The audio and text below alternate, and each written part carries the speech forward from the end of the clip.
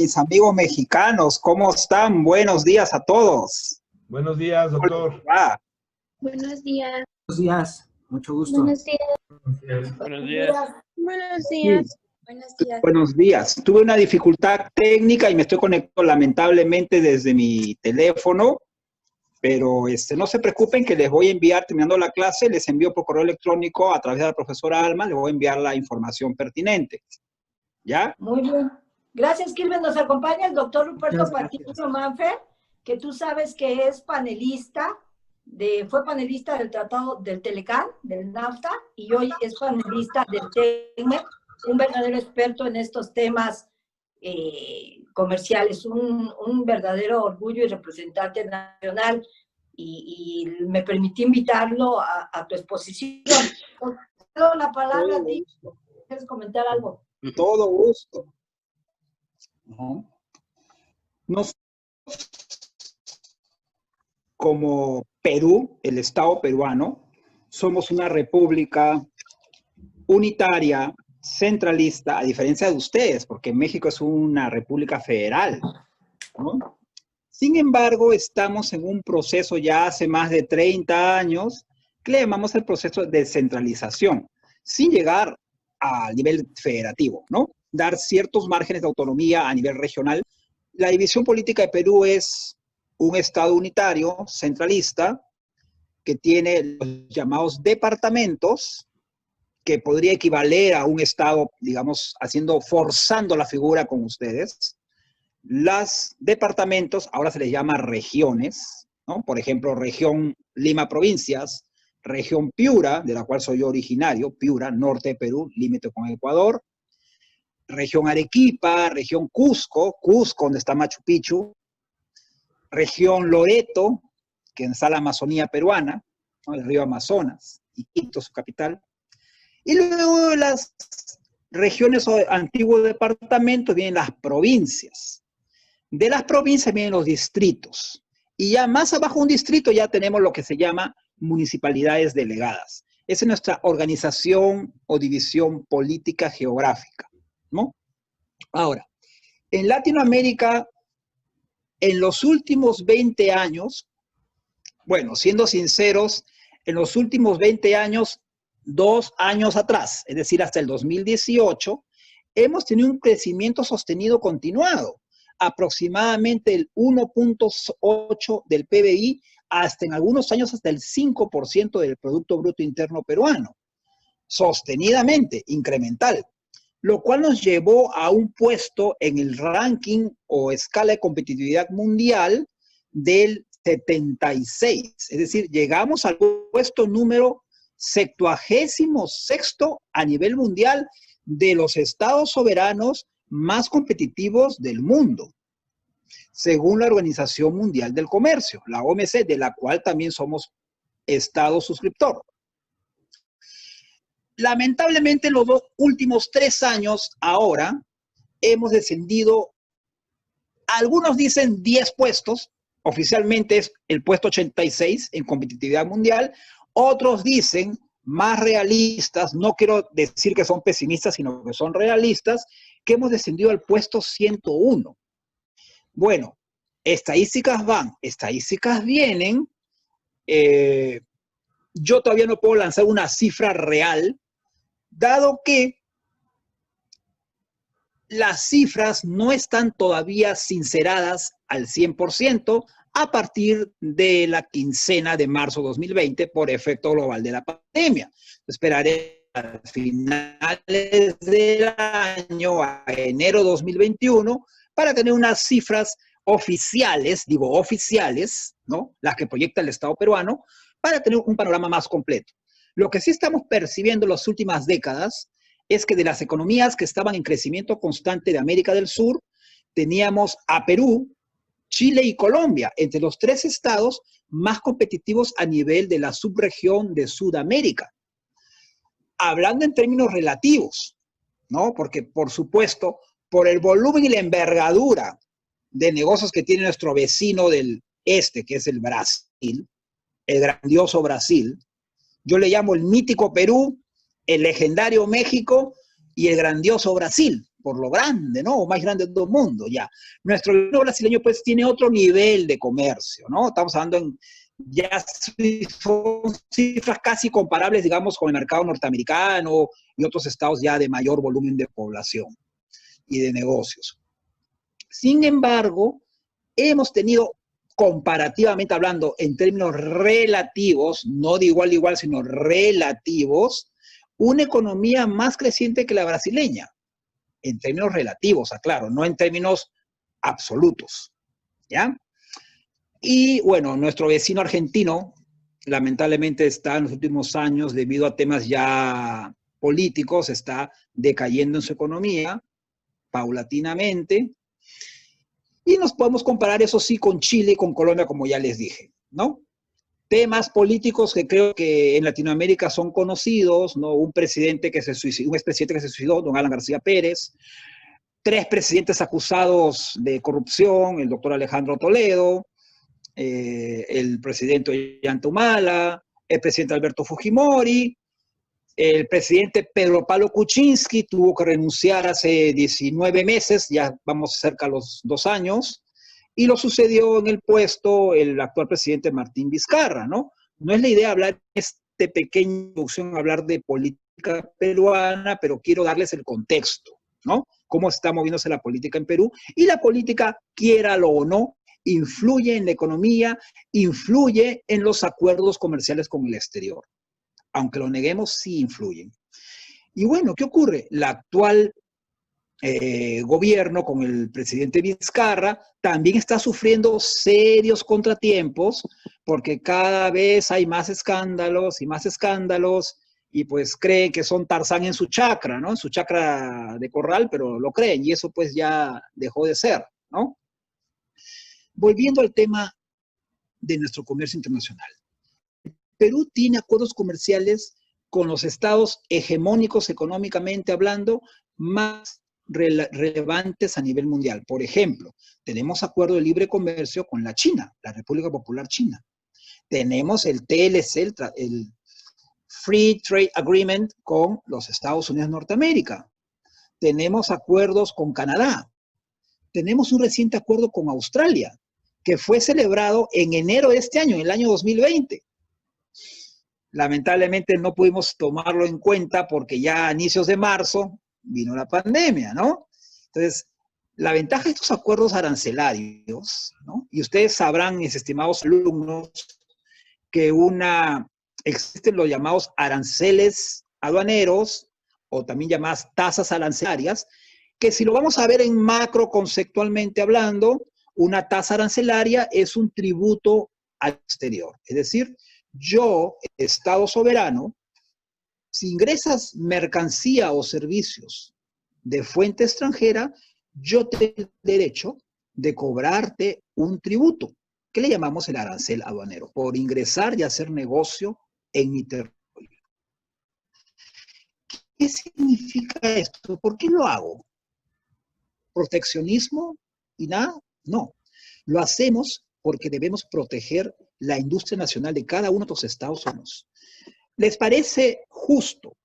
¿Les parece equitativo que vengan textiles? Un textil, cuando me refiero a un textil me refiero pues a una corbata, a una camisa, ¿no? Un pantalón, ¿no? Un polo, por si acaso en Perú le decimos polo a la camiseta deportiva, ¿ya? Bueno, entonces, que vengan a precio de venta al público, digamos, 5 soles.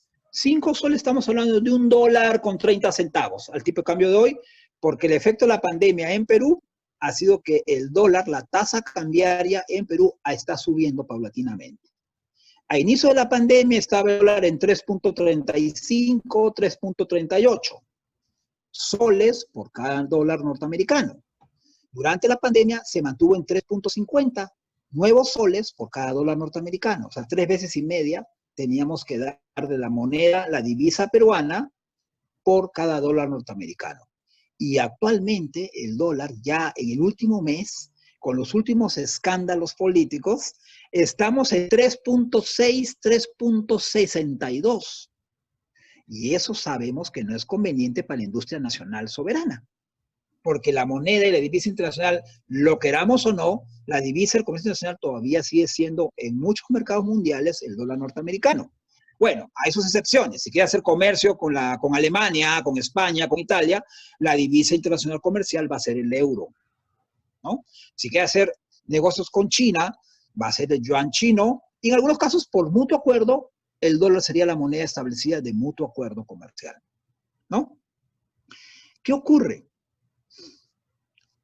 Ese arancel que cobramos nos ayuda a proteger que no ingrese indiscriminadamente a tarifa flat, es decir, cobro una sola tasa arancelaria o no cobro nada, y ingresa masivamente, digamos, 5 toneladas de pantalones de la China al precio de venta al público 8 soles. Estamos hablando $2.10, ¿no? Un pantalón estilo blue jean, ¿no? Ok, que usa mucho la juventud, ustedes usan mucho. Cuando en industria peruana el costo de producción de ese mismo pantalón, esa misma calidad de tela, acabados y ornamentación, ¿no? No te baja de $3 el costo de producción. Estamos hablando 3.5, 10 soles con 80 centavos. ¿Ya? Pero si vienen pantalones a solo 8 soles del extranjero, de la China, de la India, de Bangladesh, de Tailandia, de Vietnam, ¿no? Estados soberanos que sabemos que en muchos casos ni siquiera cumplen, son estados suscriptores de muchos convenios internacionales de protección a los derechos laborales, de protección a las normas ambientales y a los ecosistemas de su zona de origen. Pero eso es letra muerta. Hay un dicho, el papel aguanta todo, ¿no? Entonces, hay sendos tratados, el convenio de Kioto para evitar la emisión de gases contaminantes a la atmósfera terrestre, está el tratado para evitar el comercio de especies de flora y fauna en peligro de extinción, lo que llaman el convenio CITES, que en inglés sería Agreement for Non-Traffic of Endangered Species, es decir, evitar el acuerdo internacional para evitar el comercio de especies de flora y fauna protegidas, por ejemplo, un cocodrilo, una tortuga, una orquídea, ¿no? Etcétera, maderas preciosas como el cedro, el álamo, etcétera, etcétera, el olivo, pero son letra muerta. Entonces, estos estados soberanos del extranjero, a precio inferior al precio de costo de producirlo en Perú, te traen masivamente toneladas, por ciento de toneladas y miles de toneladas de prendas textiles. Y creo que es sabido que en Perú existe un área comercial textil que se llama el Emporio de Gamarra. ¿Qué es Gamarra? Gamarra es un jirón comercial, una pequeña calle cerrada de más o menos 14 manzanas de largo, ¿no? Jirón Gamarra, en el distrito de La Victoria, en la zona central de la ciudad capital, que es Lima. Para hacernos una idea de Lima, me imagino que muchos de ustedes todavía no conocen Lima, y los que conocen Lima, tenemos muchos puntos en común entre Lima y Ciudad de México, ¿no? Somos una ciudad 2,5 veces más pequeña en extensión geográfica y en población. Estamos llegando a cifras extraoficiales, por si acaso. Lima metropolitana con sus 43 distritos, entre los cuales está el turístico Miraflores, Barranco, para la juventud cuando quieran venir. Miraflores y Barranco es la voz para ustedes, muchachos y muchachas, ¿ya? Tenemos una población de más o menos 9.800.000 habitantes. Redondeemos la ciudad capital a 10 millones. Y la provincia constitucional del Callao, que es el puerto que sirve a Lima, puerto y el aeropuerto que sirven a la ciudad de Lima, que en la conglomeración urbana son una misma sola ciudad. En el Callao hay casi 800.000 personas más. Redondeemos a 1 millón. Entonces, 10 millones más 1, estamos hablando de una ciudad de 11 millones de habitantes. Más, oficialmente, 687.000 venezolanos. Redondeemos en cifras extraoficiales a 1,5 millones de venezolanos. Estamos hablando de una conglomeración urbana de aproximadamente 12 millones de personas, ¿no? Ciudad de México tengo entendido que tiene 22, 23 millones de habitantes. Creo que ya México llega hasta Cuernavaca, ¿no? que está a 4 horas. Bueno, disculpen mi ignorancia. No conozco más que el aeropuerto Benito Juárez y conozco desde Los Aires, porque de ahí me fui a Quintana Roo, me fui, ¿no? Uno tiene que usar sus vacaciones bien, ¿no? Bueno, entonces, estamos hablando de otra dimensión de envergadura. Comparando Perú, que en total tiene 33 millones de habitantes aproximadamente, son cifras ya extraoficiales, porque la oficial es 31 millones y pico de habitantes, con 1.256.215 metros cuadrados de extensión geográfica. Comparativamente con México, es una república que tiene más de 2 millones y medio de kilómetros cuadrados de extensión geográfica, una población de 134.700.000 habitantes, redondeemos a 135 millones de mexicanos, y 22 millones más de mexicanos repartidos en el sur de Estados Unidos y el resto del mundo. Estamos hablando de un país que tiene hegemonía cultural, idiomática, porque muchos mexicanismos han cundido a través de la serie del Chavo del Ocho, Rosario Tijeras, El Señor de los Cielos, que fue producida en Miami, en la Florida, pero realmente todos los actores en su mayoría son mexicanos y usan los modismos, regionalismos de México.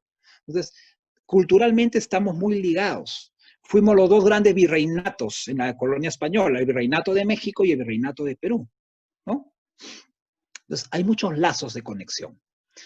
Pero la economía de ustedes obviamente es otro nivel de envergadura, ya es más comparable con la economía brasileña y otros estados hegemónicos. Pero en la región, México es parte de la hegemonía. Ahora, ¿tenemos un acuerdo comercial con ustedes? Sí, tenemos varios. Uno de ellos es la Alianza del Pacífico. México, Perú, Colombia y, bueno, Venezuela, ¿no? Lamentablemente sabemos cómo está la política venezolana en estos últimos años. Y se está cumpliendo, hacemos intercambio académico, estudiantil, intercambio económico. La idea es liberar temas y partidas arancelarias, evitar menos restricciones a la migración y al hacer estudios tanto en México como en Perú. Se está consolidando, se está en ese camino. Otro acuerdo comercial es el Asia-Pacífico. En el Asia-Pacífico también está México, está Japón, está Corea, están las Filipinas, está Perú, está Chile, Colombia, Ecuador, ¿no? Estamos todos los estados que miran al Océano Pacífico, al enorme Océano Pacífico, llega hasta Australia. Bueno. ¿Qué otro tratado tenemos? También somos suscriptores del GATT, de la LADI. En el sur de Sudamérica también tenemos el Mercosur. Perú es país adherente al Mercosur, el mercado del sur.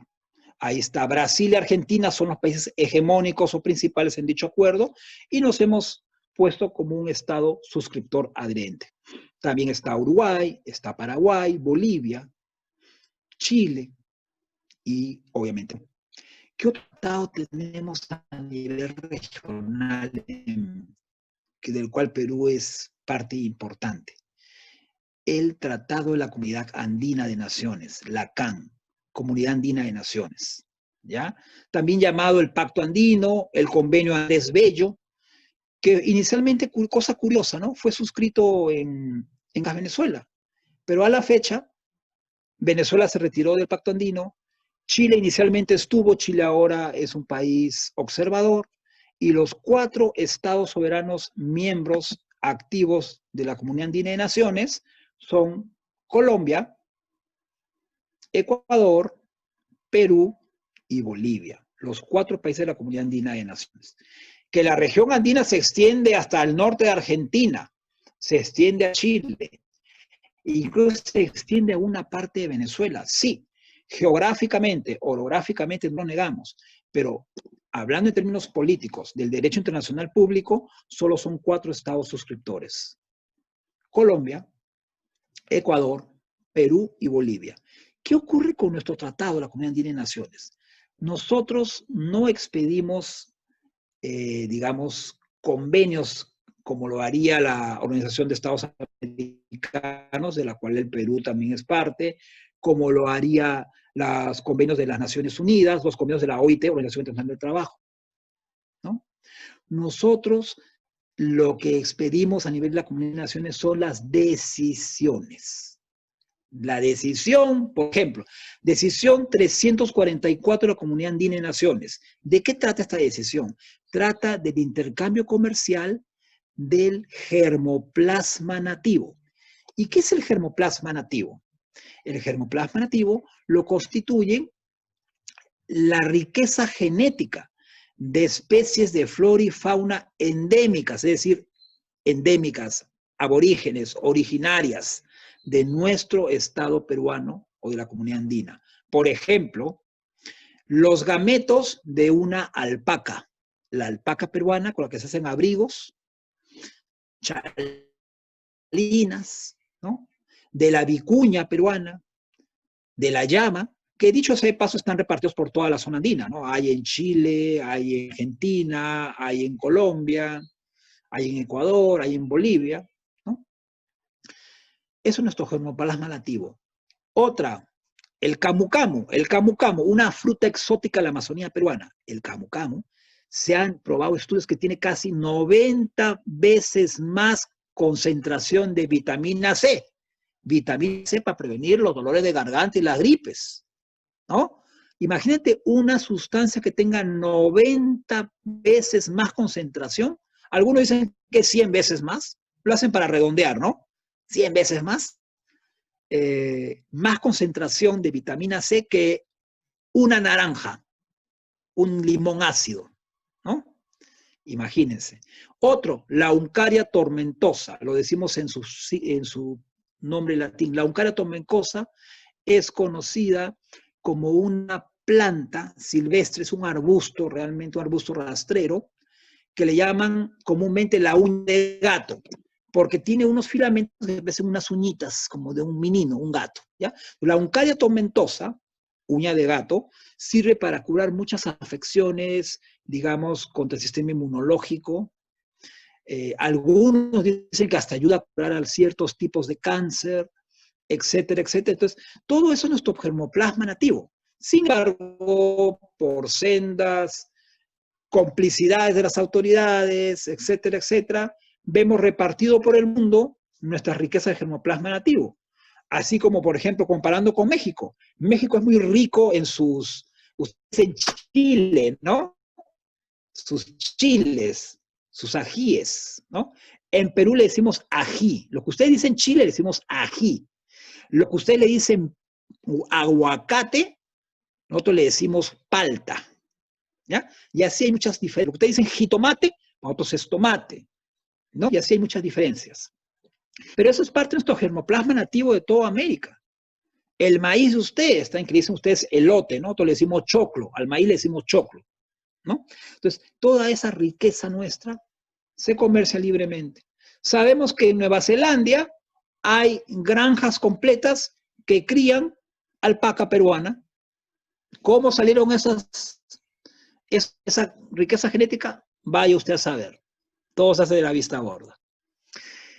¿Qué más les podemos contar de las riquezas que tiene Perú, ¿no? Y que muchas de esas comparte con el resto de América, incluyendo México? El cacao, el café, ¿no? No vamos a discutir el origen del cacao ni el café. Ahí no quiero perder con ustedes. Ahí lo libero de la discusión. Solo hablo de que son temas riqueza, patrimonio latinoamericano, si deseamos. Entonces, de buenas a primeras, gratuitamente, un Estado soberano extranjero hegemónico, es decir, ejerce un poder. No sé si ustedes han escuchado hablar de la rama de la geopolítica. ¿Qué es la geopolítica? Es aquella ciencia que analiza, estudia las relaciones entre dos o más estados soberanos o entre un grupo de estados soberanos respecto a otro grupo o a nivel también individual.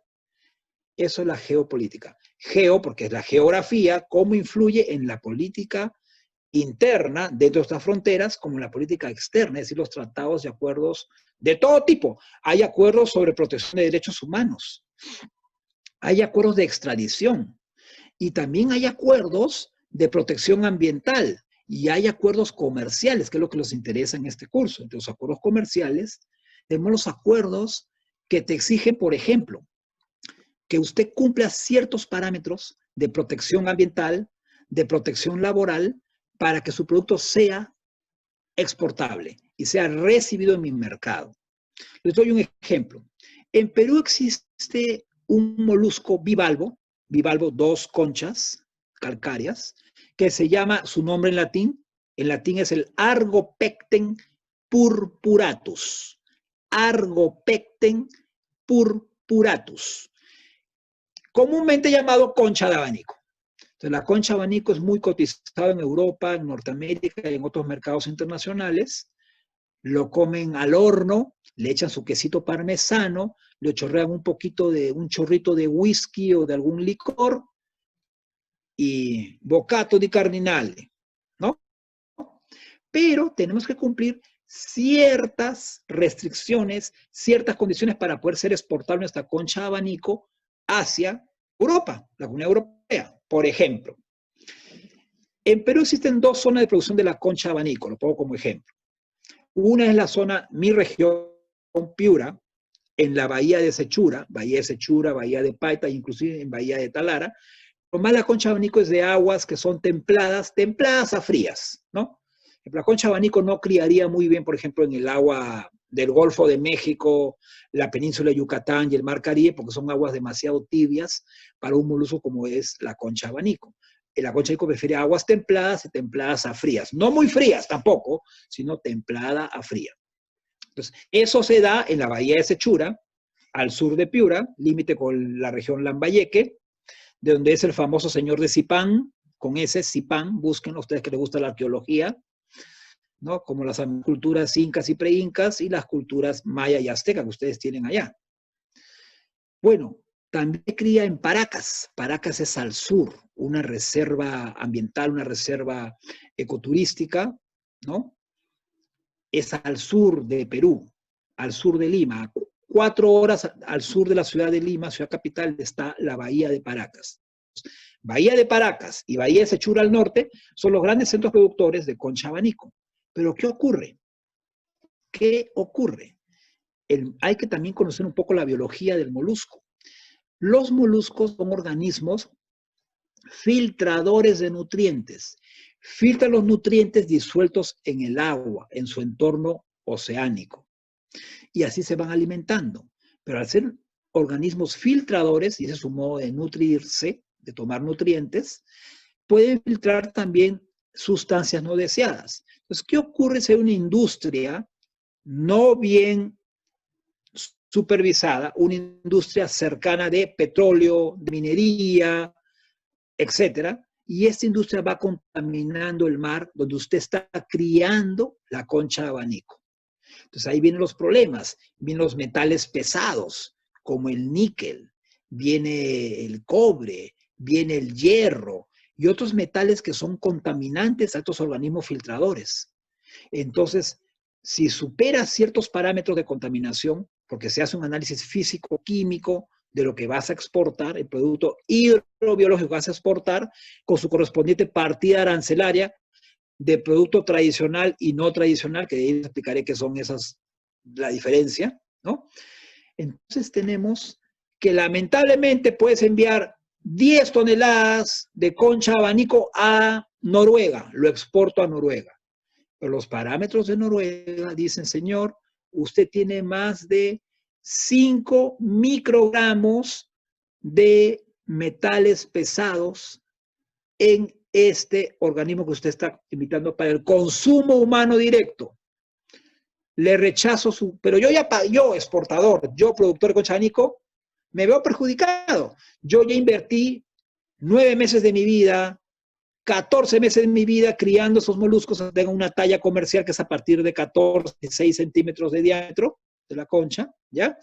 Ya invertí todo ese tiempo, dinero, esfuerzo en criar la concha de abanico, cuidar que no haya contaminantes, cuidar que no haya depredadores cerca, para que después de todo el trámite, haber invertido en la planta congeladora para que vaya congelado el producto, congelado, desinfectado de agentes patógenos microbiológicos, para que finalmente, llegado al puerto de destino, no sea rechazada mi mercancía.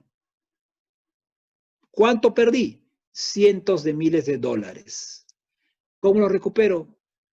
Bueno, si no tuviste la precaución, y lamentablemente la mentalidad latinoamericana no es muy previsora, que digamos. El latinoamericano promedio no contrata seguros, salvo que te obliguen. El banco que me prestó dinero me obliga a contratar un seguro. Bueno, lo vemos como un costo adicional. ¿Ya? Otro tema, proteja a tu personal, las personas que trabajan en tu empresa, en tu fábrica, que usen los EPPs. ¿Qué es EPP? Elemento de protección personal, guantes, mascarilla, protector facial, un traje, un overall, ¿no? Son EPPs, casco, botas con punta de acero, y si trabajas con temas eléctricos, expuesto a una radiación electromagnética, usa puentas y guantes de caucho o material aislante, ¿no? Entonces son los EPPs. Mucho empresario latinoamericano, el comprar EPPs, el capacitar a su personal en normas de seguridad y salud en el trabajo, seguridad y salud ocupacional llamado también, ¿no? Lo ven como un gasto excesivo. ¿Para qué voy a gastar? Resta mi rentabilidad. ¿Y para qué voy a gastar en evitar contaminantes? No, entonces lo hacen de un modo muy informal, muy a la criolla, como se diría. Ahí están los resultados. ¿Para qué voy a gastar un seguro? Es un sobrecosto, ni hablar. Entonces, esa mentalidad latinoamericana nos hace mucho daño. No es un sobrecosto. Prefiero yo estar destinando, pagar $200 al mes, digamos $2.400 en un año, de un seguro frente a la pérdida de mi mercancía o rechazo de mi mercancía por causas ajenas a mi voluntad, por ejemplo, la contaminación de terceros, no la contaminación ocasionada por mí. Entonces, en vez de, hagamos análisis costo-beneficio, muchachos, costo-beneficio. Prefiero perder $2.400 al año en pago de póliza de seguro, perder entre comillas, a perder $200.000 por ser rechazada mi mercancía. Costo-beneficio. Prefiero invertir en póliza de seguros, ¿no? Otro tema, el fenómeno del niño, que también afecta a nuestras exportaciones tradicionales. Perú tradicionalmente exporta, por ejemplo, insumos, exportaciones del mercado agropecuario, ¿no? Papa, arroz, azúcar, ¿no? Son nuestras exportaciones tradicionales. Metales preciosos también exportamos, son parte de nuestra exportación tradicional, ¿no? Textiles también, pero también tenemos el otro mercado, los productos no tradicionales. Por ejemplo, carne de alpaca, seco salada, artesanías, ¿no? La cerámica de Chulumanas, por ejemplo. Son productos no tradicionales y cada uno tiene su partida arancelaria. ¿Y qué es una partida arancelaria? Una partida arancelaria son dígitos de uso internacional en el comercio internacional, en el comercio externo, ¿no? Son dígitos que te van a dar un código de identificación. Por ejemplo, la partida arancelaria para el producto tradicional anchoveta. ¿Qué es la anchoveta? La Engraulis grovens. Engraulis grovens es una especie de pescado que no mide más de 14, 16 centímetros, un pescadito, que es primo hermano de la anchoa, ¿no? Salada en aceite de oliva, qué rica en una pizza. ¿Ok? Entonces, la anchoveta es prima hermana de la anchoa y se usa a nivel masivo, en grandes volúmenes, para fabricar la harina de pescado. La harina de pescado se usa como nutriente para el ganado a nivel de grandes extensiones de ganado, ganadería vacuna, porcina, caprina, etcétera. ¿Ya? Eso es la harina de pescado, tiene ese uso. También se usa para balancear alimentos, se hace la mezcla. Inclusive ustedes ni sabrán, pero están comiendo fideos, pastas, galletas y tienen un porcentaje de harina de pescado. Con esos nutrientes proteicos y grasas de omega 6 y omega 3 están complementando el valor, el aporte nutricional para que aprueben los estándares de calidad nutricional. Ahora en Perú ya existe un movimiento de protección a los derechos del consumidor y hemos estado exigiendo los famosos octógonos y hexágonos. en los cuales en letras grandes, en una galleta, en un chocolate, en unos cereales, unos cornflakes para el desayuno, o en base de yogur, te dicen, cuidado, alto el colesterol, alto en grasas trans, alto en carbohidratos, alto en azúcares, ya, entonces te está alertando. Mi Coca-Cola, ya, señor, usted lo está consumiendo a su propio riesgo y responsabilidad a la salud. Después usted no vaya a demandar millonariamente a la Coca-Cola, al Kentucky Fried Chicken o a Pizza Hut porque se engordó demasiado y tuvo cirrosis. Señor, va a ser una demanda que va a ser rechazada, una demanda judicial, porque usted tenía pleno conocimiento que estaba consumiendo alimentos, entre comillas alimentos, ¿no? Estaba consumiendo sustancias que iban a ser a la larga nocivas para su salud individual, ¿no? Bueno, ¿qué más? ¿Qué otros tratados tenemos nosotros aparte del Tratado de Libre Comercio con Estados Unidos, con Australia? Tenemos también con Tailandia, tenemos con Vietnam, estamos en negociación con el Sultanato de Brunei, ¿no? Donde dicho sea de paso se va a hacer las próximas Olimpiadas, ¿no? Esperemos que ya nos recuperemos de esta crisis de salud mundial y sean las Olimpiadas como eran antes, ¿no? Una fiesta deportiva mundial. Entonces, pero analicemos algo. Y a ustedes les pasará también en México. Ustedes, alumnos de la Universidad Nacional Autónoma de México, que tengo el honor de estar invitado a esta clase. Los gobiernos suscriben, celebran, estampan su firma en sendos tratados de libre comercio, tratados para tasas arancelarias flats, ¿no?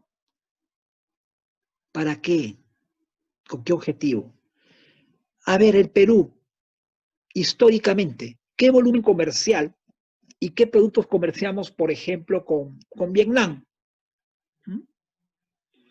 Hay que hacer análisis costo-beneficio. O simplemente es para cumplir una formalidad diplomática que llegó el agregado comercial del Reino de Tailandia o de la República de Vietnam y mostró lo que se llama muestra de interés. Expresó la muestra de interés en suscribir relaciones comerciales y además de las diplomáticas con la República del Perú. ¿Pero para qué? Para ir llenando mis estadísticas que el Perú ya tiene 47 tratados internacionales de libre comercio, de los cuales beneficio efectivo, ¿cuánto nos dan? Ahora, no quiero irme contra los gringos, ¿no? Yo sé que hay ahí un sentimiento amor-odio entre el gabacho y el mexicano típico, bueno, ya. No quiero meterme en ese rollo. Conozco muchos amigos mexicanos con los que he trabajado en California y me tendieron la mano. Pero vamos a hablar, en un tratado de libre comercio de un estado con 315, 320 millones de habitantes como Estados Unidos, con 50 estados federales, más el Estado Libre Asociado de Puerto Rico, más otros territorios como Guam, Islas Vírgenes Americanas, etc. Una economía en Estados Unidos, por ejemplo, la economía solo del estado de California, ¿ya?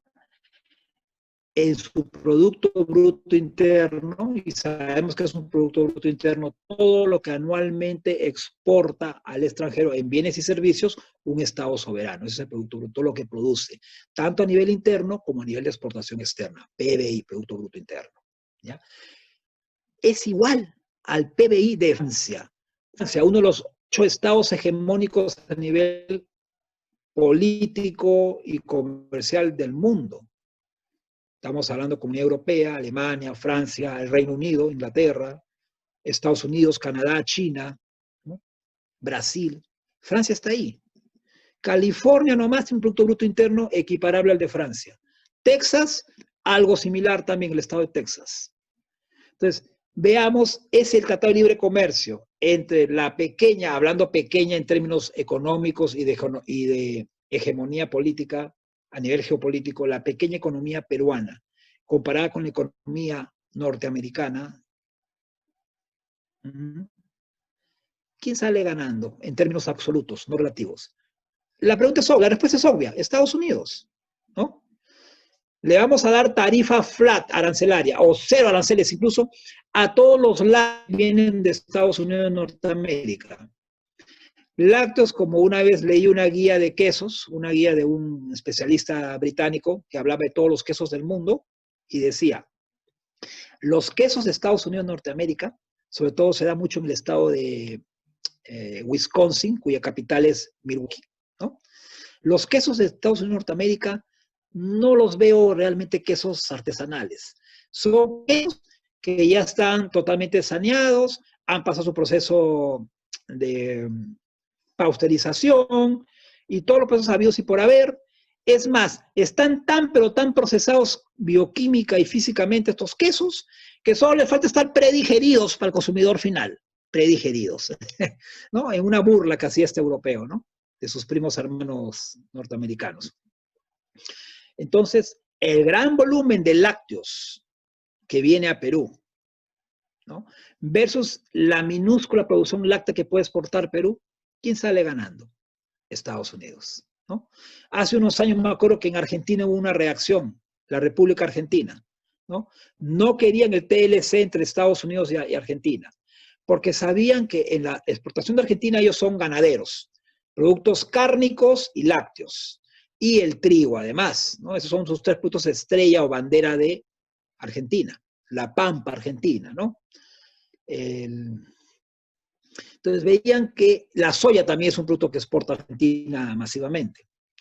Veían que iban a perder, ¿no? O sea, iban a dejar de cobrar aranceles, que son ingresos en divisas para el Estado soberano de Argentina, mientras que Estados Unidos iba a tener mucho, digamos, un 10 o 15 veces más producción que Argentina en productos cárnicos y lácteos, ¿no? ¿Qué más les podemos comentar? Suscribir un tratado de libre comercio con la República de Ghana. Ghana saltó a nivel mundial a la fama por el Mundial de Fútbol del año 2014, ¿no? Empezó a ser conocido Ghana por sus futbolistas, ¿no? La genética del africano promedio son gente que tiene las mitocondrias a nivel intracelular, que genera rápidamente oxígeno, explosivamente tienen energía y hacen rápidas carreras, entonces son muy veloces, son fuertes, resistentes, pero no soportan un tramo largo. Mientras que un mexicano de la zona del DF o de Altos de Jalisco, que son alturas de 2.000, 2.400 metros de altura, o un serrano de Cusco, de Huancayo, de Puno o de La Paz, Bolivia, soporta largas maratones de 1 hora continuada corriendo a un mismo ritmo, mientras que un africano te aguantará 2, 3 minutos, más no. Muy rápido, sí, pero poco tiempo. Fuerza explosiva se llama eso, ¿no? Es la famosa potencia. Ya, entonces saltó a la palestra porque Ghana llegó hasta cuartos de final y octavos de final del Mundial de Fútbol. Pero suscribir un TLC entre Perú y Ghana no es que desprecie la economía de Ghana en África Central, África Ecuatorial, pero ¿nos va a aportar algo significativo? Dejo la pregunta para reflexión.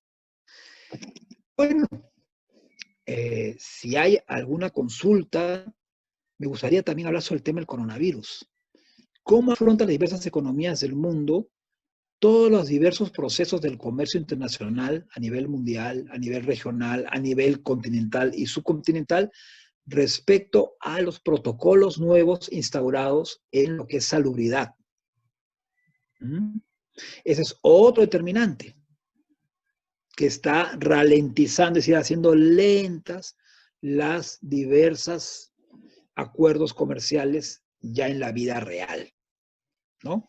Por ejemplo, ustedes saben por comercio internacional que tenemos los famosos Incoterms, International Commerce Terms, término de comercio internacional. Los clásicos más usados, el CIF y el FOB. FOB, Free on Board. Yo te dejo libre la mercancía que te estoy exportando. Ahora ya se modificó el FOB. Del año 2016 se modificó el FOB, ¿no? Ahora es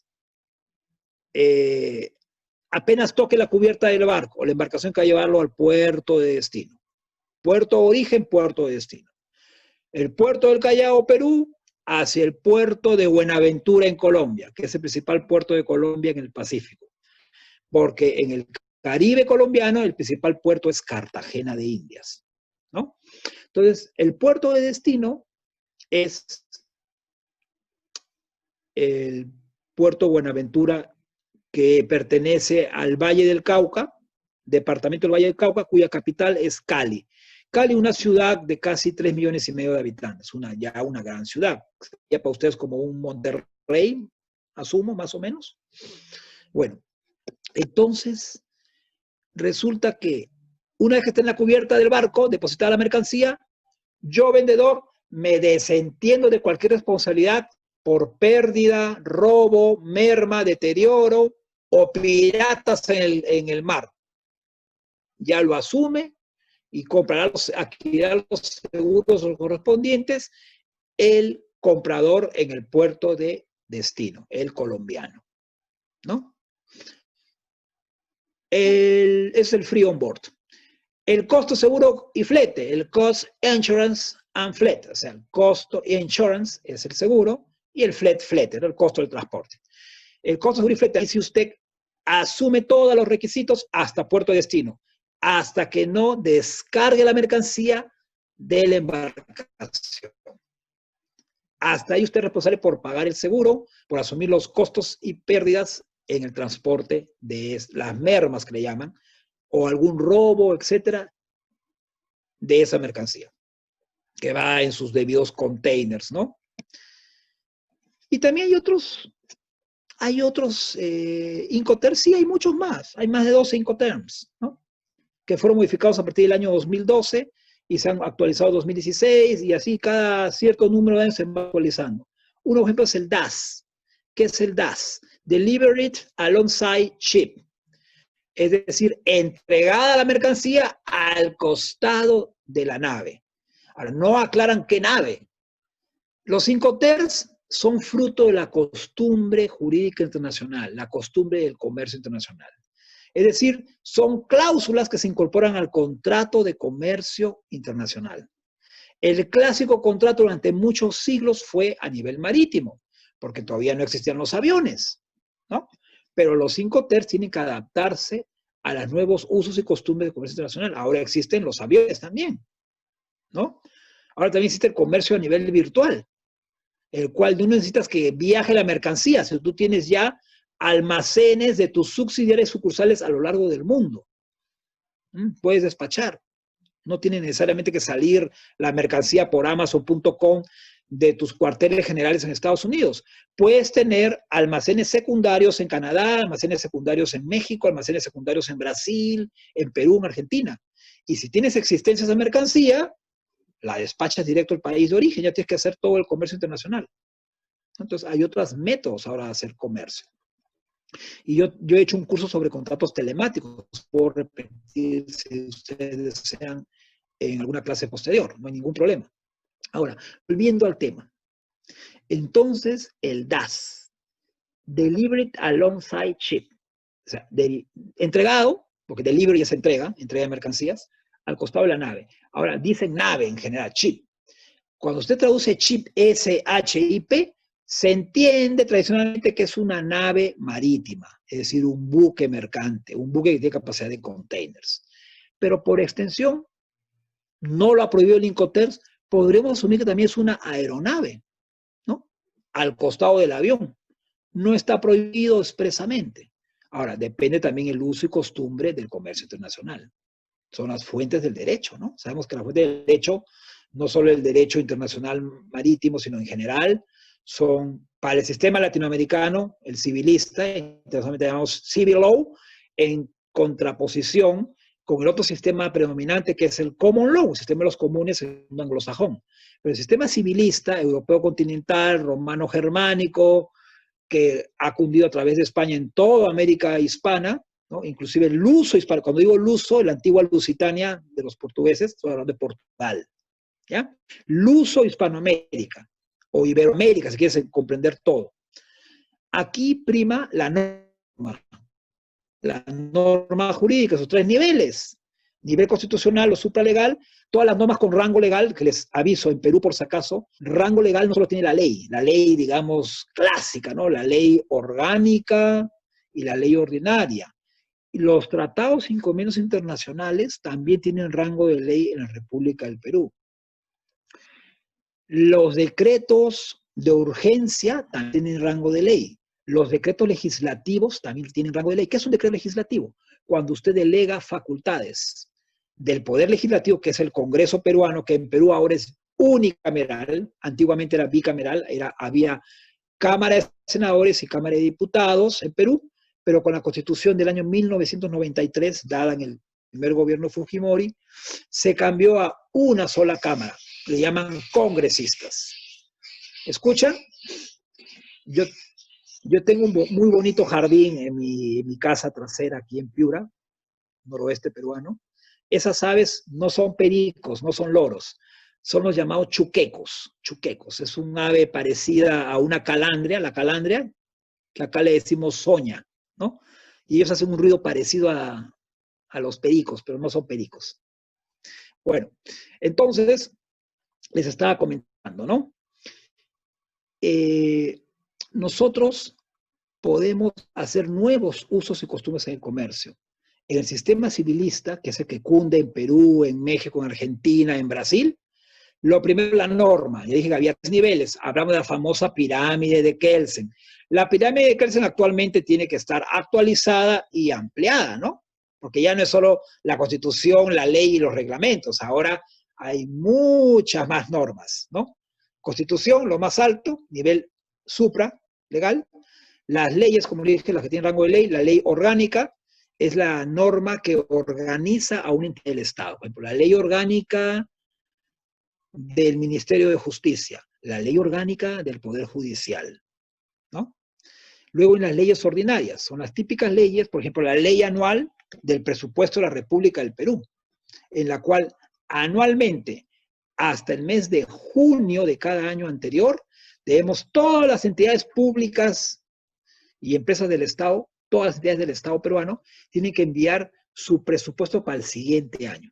Por ejemplo, la Ley General del Presupuesto de la República del año 2021 debió ser entregado todas las partidas presupuestarias, es decir, cuánto voy a gastar para el año 2021. Yo como, por ejemplo, Municipalidad Provincial de Piura, donde yo vivo, Norte Perú. Esa municipalidad provincial, ¿ya?, va a invertir, digamos, haciéndolos en dólares, para entenderlo más fácil, necesita 80 millones de dólares para poder funcionar todo el año 2021. Bueno, me quedo corto, porque Piura es una ciudad casi ya llega al 500.000 de habitantes, con las zonas urbano marginales, ¿no? El llamado cinturón de pobreza, ¿no? ¿Ya? Bueno, entonces me quedo corto. Pongamos un ejemplo, 80 millones de dólares necesita la ciudad de Piura para mantener todos sus servicios de limpieza pública, alumbrado público, ornato, parques y jardines, serenazgo, que es la llamada policía municipal para evitar escándalos, a los borrachines, ¿no?, de la calle, todo eso. Entonces necesita ese presupuesto para poder hacer la limpieza de calles, asfaltado de algunas vías, alguna obra, reparar veredas, reparar muros, ¿no?, etcétera. Entonces necesita ese presupuesto. Entonces, ese presupuesto que va a gastar el año 2021 debió haberlo enviado hasta el mes de junio, o sea, 6º mes del año, al Ministerio de Economía y Finanzas peruano. Entonces, cada municipalidad del Perú, distrital, provincial, cada entidad pública del Estado peruano, todas las entidades públicas, ¿ya?, envían su presupuesto, que son más o menos, son más de 1.682 entidades públicas, aparte de los municipios, ¿ya? Deben enviarlo al Ministerio de Economía y Finanzas para que consolide la ley anual del presupuesto de la República y se apruebe mediante la ley ordinaria aprobada por el Congreso de la República, ¿ya? Eso es una ley ordinaria. Luego vienen los decretos legislativos. ¿Qué es un decreto legislativo? Cuando el Poder Legislativo, el Congreso, delega facultades en el Poder Ejecutivo. El Poder Ejecutivo peruano es el presidente de la República, primer vicepresidente, segundo vicepresidente, y luego el presidente del Consejo de Ministros y todos los ministros. Tradicionalmente en el Perú, el uso y costumbre en la ley constitucional peruana es, diré en la norma constitucional peruana, estoy cometiendo un error grave, se dice norma constitucional, no hay ley constitucional, norma constitucional, ¿ya? Que el primer ministro, el que ocupe la presidencia del Consejo de Ministros peruano, es el ministro de Economía y Finanzas. ¿Y por qué ministro de Economía y Finanzas? Que para México creo que le llaman Ministerio de Hacienda, ¿no? Aquí también antiguamente se le decía Ministerio de Hacienda. Porque justamente es el ministerio que controla las cuentas del Estado. Cuánto vamos a invertir, cuánto vamos a gastar, cuánto tenemos proyectado de exportaciones, cuánto de importaciones, cómo está la balanza de pagos nacional e internacional, cómo está el Producto Bruto Interno, cómo está la canasta básica de alimentos familiares mensuales, cómo está la cobertura de servicios básicos, agua potable, alcantarillado o desagüe, energía eléctrica domiciliaria, telefonía, redes viales, educación, esparcimiento, ¿no? Son todo lo que nos interesa a nosotros. Y ahora, muy importante, la conectividad a nivel virtual. ¿Cómo están las redes de telefonía celular, las redes de internet? ¿Mm? Tan importante ahora, si no, yo no podría trabajar, por ejemplo, si no tengo internet ahorita. ¿Mm? Tendría que irme a vender, bueno, en Perú vendemos anticuchos, ¿no? También tenemos tamales en Perú, ¿no? Me voy a una esquina a vender mis tamales, pues, si no puedo trabajar virtualmente. Es trabajo honrado. Bueno, seguimos. Entonces, luego viene el decreto legislativo que ya les expliqué, el Congreso delega facultades del Poder Ejecutivo, y el Poder Ejecutivo es el presidente de la República, que además es jefe de Estado y jefe de gobierno, el jefe máximo de las Fuerzas Armadas y Militares y Policiales, ¿ya? Y además el presidente de la República, según la Constitución Política, personifica a la nación. No te gusta la cara del presidente, no te gusta, me parece, yo no me siento identificado, lo sentimos. No te has identificado con el presidente Fujimori, de origen japonés. No te has identificado con el presidente Toledo, de origen andino, el presidente Ollanta. O el presidente Pedro Pablo Kuczynski, de origen polaco y judeo-polaco. No me siento identificado, pues. Lo sentimos, pero según la Constitución, el señor presidente de la República en funciones personifica a la nación y tú eres parte de la nación peruana, ¿no? La macronación, digo yo, porque también tenemos las naciones de los pueblos aborígenes u originarios, por ejemplo, la nación Ashánica en la Amazonía peruana, la nación Eseja en Madre de Dios, la nación Quechua en el Cusco, en el Altiplano, la nación Jacarú en la Sierra de Lima, la nación Aymara, que la compartimos la nación Aymara entre Bolivia y Perú, frente al lago Titicaca, el altiplano. La nación Aguaruna, los Aguajún, o Aguarunas, eran los antiguos jíbaros, lo compartimos entre Ecuador y Perú. La nación Aguajún, Aguaruna o jíbaros.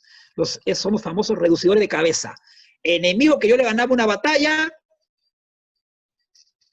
al jefe de tribu enemiga, lo decapitaba y le extraía todos los huesitos y lo ponía varias semanas al fuego suave, lo ahumaba y quedaba solo la cascarita y la cabecita que era el tamaño de una naranja, y le cosía la boca y los ojos y las orejas para que no libere malos espíritus en el otro mundo al jefe de la tribu vencedora.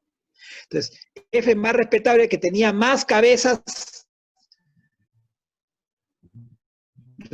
colgadas en su pecho. Ese era el jefe más respetado y temido, ¿no? Había ganado muchas batallas. Menos mal que ahora ya están fuera de moda esas costumbres, ¿no? En otros pueblos dice que todavía se practica canibalismo. En Perú sí todavía los famosos pueblos no contactados, los pueblos aborígenes de la Amazonía no contactados. Por ejemplo, un pueblo son los Maxco Piros, ¿no? Entonces, esas son naciones. Y se quedan a nivel nación con su propia etnia, sus costumbres, su religión y su propia lengua, ¿ya? Es nación. ¿Y el Perú qué es? El Perú es la macronación mestiza, con influencia hispánica en gran parte, occidental hispánica, una pequeña influencia andina y una más pequeña influencia amazónica. Eso es la gran nación, la macroregión, la macronación peruana, ¿no? Producto del mestizaje a lo largo de 4 décadas, casi 5 décadas ya, casi, digamos, centurias o siglos, ¿no? Ya vamos casi por el 5.º siglo de haber sido conquistados por España. Bueno, entonces, Este es el Perú en el contexto mundial geopolítico. Un país que ya no está en el competitividad que teníamos hasta hace 3, 4 años, pero que sin embargo estamos dentro de los 100 primeras naciones con competitividad mundial, tenemos 100 tratados internacionales, estamos parte de la LADI, parte del Asia-Pacífico, parte de Comunidad Andina de Naciones, parte de la OMC, Organización Internacional del Comercio, y este año íbamos a integrar también la OCDE. La OCDE, la Organización para el Desarrollo y Comercio, la OCDE. Lamentablemente, los últimos escándalos políticos en el país nos han dejado un poquito en suspenso el ingreso de Perú a la OCDE. Estoy llano a sus preguntas, estimados alumnos y personas. Quiero escucharlos si hay alguna pregunta. Gracias. Muchas gracias, querido Kirby. Mira que no me dio tiempo de leer tu currículum, pero en el chat que tenemos de grupo, ya los alumnos están conociendo tu perfil. El doctor Patiño, que nos acompaña, ya tuvo la oportunidad de participar contigo en otro panel. Y pues cedo la palabra, querido maestro. Yo también tengo algunas preguntas, pero prefiero darte la palabra, doctor Ruperto Patiño. Excelente ponencia. No sabes cómo nos ilustras. Obviamente el lenguaje es pues diferente, ¿no? Pese a que todos hablamos español, castellano, sí es muy interesante la diferencia que has manifestado en torno a la denominación de origen, ¿no? De productos, de mercancías. Adelante, doctor Patiño, te cedo el micrófono, maestro, por favor. Gracias. Sí, sí, muchas gracias. Bueno, primero yo desde luego felicito a nuestro invitado de lujo. Muchas gracias por la ponencia, por la clase, por los conceptos. Creo que fueron muy claros y creo que los alumnos los habrán entendido y asimilado, y si no, pues ahora vendrán las preguntas. Yo tengo algunas reflexiones que me gustaría compartir con ustedes y con nuestro conferencista, pero primero quisiera ver si los alumnos tienen algún que... Es para ellos que se organizan ese tipo de actividades académicas, no para los profesores, es para ustedes, alumnos. Entonces, prefería yo, bueno, primero escucharlos, tienen preguntas seguramente, dudas, comentarios, y al final yo desde luego haré alguna reflexión sobre el tema que nos tiene reunidos en esta ocasión, y que es el tema de la materia que ustedes están cursando, que es el comercio internacional. Yo con mucho gusto haré unas reflexiones sobre, a partir de lo que nuestro conferencista nos ha compartido, pero primero, si no tienen inconveniente, yo escucharía a los alumnos. Muy bien, pues está el balón en sus canchas, mis muchachos, mis niñas, anímense. No hay cover, pueden preguntar lo que quieran, y como dice el doctor Patiño, aprovechando que tenemos un conferencista de lujo, adelante, los escuchamos. Sin miedo, los que siempre... Yo tengo una duda. Adelante. Adelante, adelante. Disculpe, habló sobre el cinturón de pobreza y quería saber si en Perú el Estado lo reconoce o si hay algún, bueno, no sé, programas para disminuir o apoyar a este sector. Por supuesto que hay. Tenemos el programa Caliwarma, pero hay un tema. El Caliwarma es un programa de ayuda alimentaria que lo organiza el Estado peruano, ¿ya? Pero un mal que nos aqueja a muchas de las naciones y estados soberanos de América Latina, y no solo América Latina, sino a nivel mundial, ¿ya? Es la corrupción a nivel de gobierno. Entonces, ese apoyo alimentario, nutricional, llega a los más necesitados, como decía mi abuelo, tarde, mañana y nunca. Entonces, después también tenemos postas médicas repartidas en las zonas en las cuales nosotros tenemos en el Perú una entidad que se llama el INEI. Búsquenlo en internet si quieren tener más datos. El INEI, Instituto Nacional de Estadística. INEI, ¿ya? Que el INEI nos permite saber en qué pobreza, en qué zonas hay menos pobreza. qué niveles de cobertura de servicios básicos existen y los sectorizo geográficamente. El gran problema, como digo, es la corrupción. Se ha detectado incluso en plena pandemia que los encargados de repartir los alimentos, las medicinas, etcétera, repartían primero para su casa, para sus amigos, sus cuñados, su familia, y después el saldo llegaba a la gente pobre, ¿no? Busquen INEI, busquen Caliwarma con K, se lo voy a escribir en el chat mejor para que no haya dudas, si quieren tener más datos. ¿Cuántos escándalos ha habido? Encontrar alimentos en estado de putrefacción, que nunca llegaron a las clases populares, ¿no? Entonces ya se imaginarán de qué hablo, ¿no?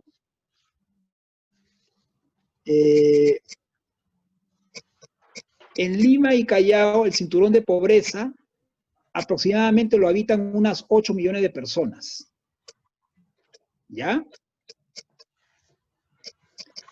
Unas 8 millones de personas. Es decir, de los 12 millones de habitantes de Lima y Callao, que concentra más o menos más de la tercera parte de la población peruana, ¿ya? Solamente, digamos, ingresarían en los niveles de clase media y clase media, digamos, ajustada, ¿ah? Unas 2 a 3 millones de habitantes. El resto son gente en extrema pobreza.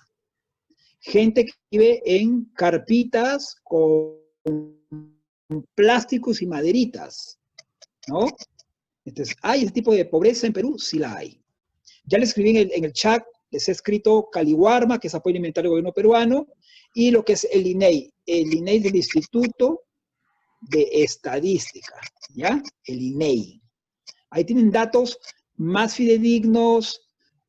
Bueno, ahorita no hay confianza en los datos del gobierno por el tema de la pandemia, ¿no? Hay restricción en la movilización. Creo que ustedes tuvieron un poquito menos restricciones que nosotros, al menos los primeros meses, pero sin embargo, les quiero hablar de algo, aprovechando tu pregunta. ¿Qué ha ocurrido en Perú?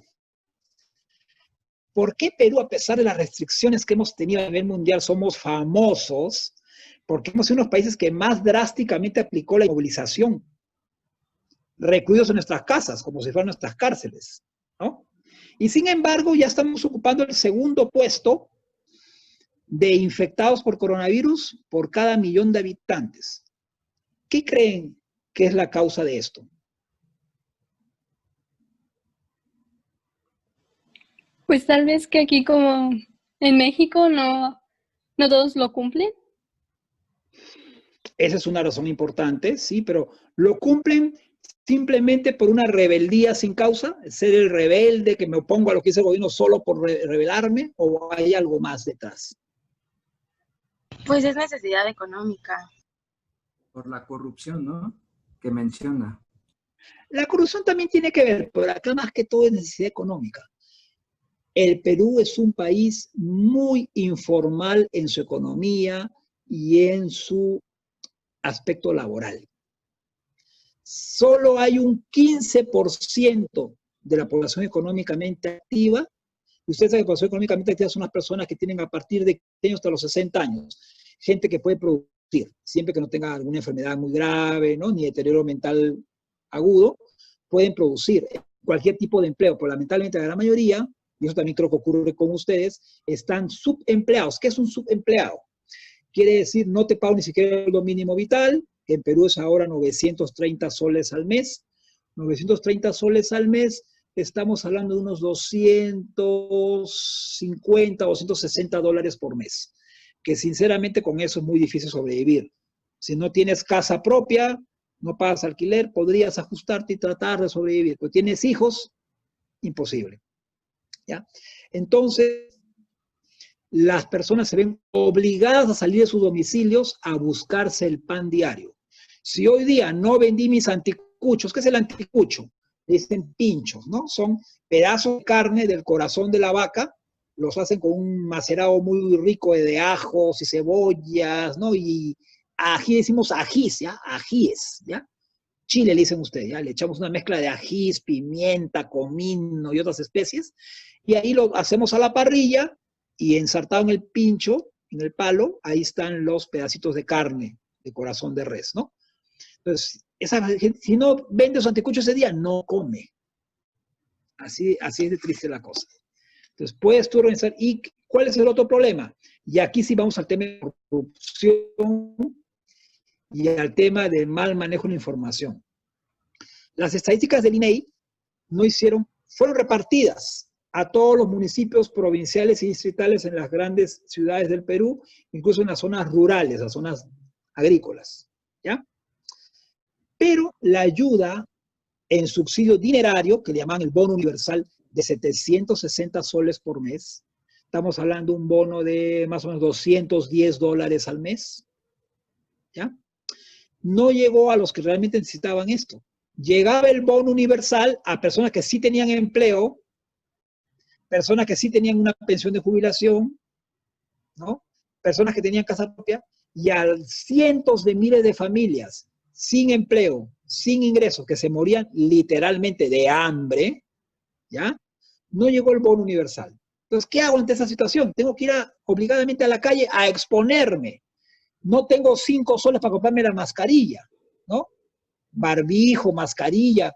Yo le digo coloquialmente, le digo el bozal como perrito. Bueno, entonces, no tiene 5 soles. Esos 5 soles, ese $1.50, prefiero comprarme una bolsa de leche de 3 soles y 4 panes y 3 huevos para hacer el desayuno y el almuerzo a mi familia ese día. No puedo darme el lujo de comprar mi mascarilla. Y me contagio, pues. Es cuando hay una pobreza extrema. Es tema de tomar decisiones. O como o me protejo. Un cuartito de alcohol, chiquito, tu frasquito. Antes de la pandemia, ese frasquito costaba un sol. Un sol, estamos hablando de 25 centavos de dólar. Ahora ese frasquito cuesta 4 soles, es decir, $1.20. Entonces, tengo que tomar decisiones. Otra pregunta, por favor. Muchas gracias. Gracias. Bueno, si no hay preguntas de los alumnos, me gustaría sí hacer alguna, no sé si hay alguna pregunta de alumnos, pero les prefiero dar el paso. Yo tengo una pregunta. A ver, sí, adelante, por favor. Buenos días. Antes que nada, pues quiero agradecerle el tiempo que nos está dedicando. Me parece que está abordando temas muy interesantes, igual respecto a nuestra materia. Mi pregunta sería, ¿qué consecuencias pues esperan a economías como la de México, como la de Perú, con el rezago ocasionado por pues la pandemia, ¿no? Por el coronavirus, tomando en cuenta este nivel de economía informal del que nos hablan, ¿no? En estos países. Bueno, en primer lugar ya estamos viendo, ¿no? Lo estamos viendo quien les habla a nivel, hemos sufrido la pandemia en carne propia, ¿no? Estar encerrados en la casa, menos mal que hacemos nosotros el trabajo virtual y hay ingresos, pero yo vi como varios alumnos míos paulatinamente iban despidiéndose de las clases. Algunos tenían vergüenza de contarme la verdad. Unos se despedían porque se afectaron del coronavirus, otros se despedían por un tema económico, ya el papá dejó de trabajar, la mamá también dejó de trabajar, otro tenía alquileres, alquilaba habitaciones, alquilaba departamentos, y pues la gente dice, o pago mi alquiler o como, ¿qué hago? Entonces se regresaban a la casa de los abuelos, la casa de los suegros, o a sus pueblos de origen, entonces ya no había ingresos por alquileres de inmuebles. Entonces se iban retirando. Ahorita hemos perdido 30% del alumnado, a pesar que hemos dado un incentivo a la universidad, dando trabajo de 7 millones de soles, estamos hablando de más de $2 millones, ¿no? Hemos dado un incentivo en becas, hemos dado muchas facilidades de pago, pero así todo, los alumnos se siguen retirando. Entonces, la economía, el panorama, lamentablemente no es muy optimista, pero dentro del pesimismo, pues no tampoco quiero pecar de pesimista, hay luces de esperanza. ¿Y cuáles son las luces de esperanza? Que el latinoamericano promedio somos gente muy creativa. Ya está bien, ¿no? Reenfocamos el negocio. ¿Cuál es el reenfoque del negocio? Estoy en desempleo. Por ejemplo, yo me acuerdo, 3 muchachos trabajaban en una aerolínea. Uno trabajaba en Avianca, sabemos que Avianca estaba buscando la disolución y liquidación, Avianca a nivel toda Latinoamérica. era una gran ceremonias junto con la OTAN. La OTAN se ha acogido el capítulo 7º de la ley de quiebra norteamericana. La OTAN sede Chile, pero tiene una subsidiaria en Estados Unidos, y a través de su subsidiaria norteamericana ha solicitado el acogimiento a la ley de quiebras. Cuando decimos ley de quiebras, la Bankruptcy Act, no me refiero a que vayas a la quiebra. Está solicitando una refinanciación de sus deudas, ¿no? Lo que en Perú llamamos la reestructuración patrimonial, procedimiento de insolvencia. El insolvens es el que no puede pagar sus deudas, ¿ya? La solutio de los romanos, el derecho romano, latín, ¿no? Solutio, pagar, terminar una obligación por el pago. Entonces, LATAM se ha acogido a la ley de quiebra norteamericana, Avianca se ha acogido también a la ley de quiebras en Colombia, pero lamentablemente Avianca ya está, como se dice, ya tiró la toalla, ya quiere irse a una liquidación, salvo que logre reflotarse, esperemos. En Perú, ¿quién ve los temas? En Perú lo ve el INDECOPI, Instituto de Defensa de la Competencia, INDECOPI, y de Protección al Consumidor, ¿ya? Lo voy a escribir en el chat por si acaso tenga alguna duda. Aprovecho, Kirvin, perdón que te arrebate la palabra. Doctor Patiño, nos acompaña en el aula virtual. Tenemos otra invitada de lujo, la maestra Silvia Núñez. Te comento, amigo, ella fue 8 años directora del Centro de Estudio sobre América del Norte de la UNAM. Y es un verdadero placer. Bienvenida, querida Silvia, que nos honras con tu presencia esta mañana, escuchando a nuestro ponente. Muchas gracias, amiga. Un placer, de verdad. Una lástima que me pude sumar muy tarde por razones de agenda, pero bueno, ahorita, si me lo permiten, después de que termine el doctor, le quiero hacer una pregunta en relación a la situación que vive ahora Perú. Me da mucho gusto verlos a ti, Alma, al doctor Kirby Rush, y no se diga a mi gran amigo también, el doctor Ruperto Patiño. Hola. Gracias, doctora Silvia. Me da también mucho gusto. Yo había detectado la presencia de la doctora y está por también hacer el comentario. Qué bueno que nos acompañe, Silvia. Bienvenida. Gracias. Pues no sé si pudiéramos también hacer entonces ya un breve comentario de lo que nuestro conferencista Kirby Rush nos ha hecho el favor de expresar en esta más de hora y media de conferencia, que ha sido muy, muy interesante. Miren, yo quiero hacer algunos breves comentarios y luego hacerle alguna pregunta a nuestro conferencista, bueno, me gustaría escuchar pues su respuesta a esto que le voy a comentar. Primero yo comentaría que el comercio en general, tanto el comercio interno de los países como el comercio internacional, necesariamente es un factor de crecimiento. No podemos de ninguna manera, me parece que nadie lo ha planteado así, estar en contra del comercio. Porque el comercio supone procesos de transformación, de producción, de venta, y supone un mercado que compra, ¿no? Desde luego que en el mundo, los países, pues hay países con economías muy potentes, estamos hablando de China, estamos hablando de Europa en su conjunto, de Estados Unidos, hay países medianos y pequeños como los nuestros, ¿no? Que no tenemos un mercado tan grande como el que comparativamente podríamos establecer en el caso de México frente a Estados Unidos. Sin embargo, eso no es una razón para cerrarnos al comercio. Yo creo que ningún país en el mundo puede abandonar su participación en el comercio internacional. Al contrario, me parece que debe buscar una mayor participación, porque no es lo mismo tener un mercado en México, digamos, México andamos por los 130 millones de habitantes, y consumidores yo creo que somos la mitad, porque la mitad están viviendo niveles de pobreza, ¿verdad? Con mercados como el de China, como el de Estados Unidos, el de Europa, que ya lo decía nuestro conferencista, son mercados muy grandes. Pero no hay ningún mercado en el mundo que sea 100% autosuficiente. Todos tienen algo que no producen y que necesitan comprar. Materias primas, bienes de capital, refacciones, etcétera, ¿no? Todos los más poderosos tienen siempre necesidad de conseguir lo que no producen o conseguirlo en términos más económicos, más competitivos. De tal manera que los acuerdos comerciales siempre se dan bajo la base de quid pro quo. Tú me das y yo te doy. No es posible pensar, ábreme tu mercado y yo cierro mi mercado. No, eso sería imposible. ¿No quieres que tus mercancías lleguen a otros mercados? ¿Quieres crecer tu mercado interno? Pues abre también tu mercado. Y ahí es donde vienen los problemas de competencia. Ahí es lo que decía el doctor Ruche, vienen productos de China, por ejemplo, decía, ¿no? A la mitad de precio de lo que se produce en el país mismo, el exportador, de los pantalones o bueno, de los textiles en general. Sí, eso es cierto, ¿no? Es cierto que en algunos mercados producen con costos sumamente bajos por razones muy claramente conocidas. En el caso de China, los fuertes sistemas de subsidios que el gobierno chino da a sus mercancías, pues provoca que, o los apoyos económicos que le da, provoca que sus productos lleguen a cualquier parte del mundo en condiciones de precios sumamente bajos que no pueden competir, o que los productos nacionales de mercancías similares, pues no pueden enfrentar y competir. Pero los propios acuerdos comerciales han creado mecanismos de defensa. Se han creado, estamos en el tema del dumping, el tema de los subvenciones o subsidios, el tema de las salvaguardas. Lo que sucede es que muchas veces los gobiernos de los países importadores no les gusta mucho hacer uso de estos mecanismos.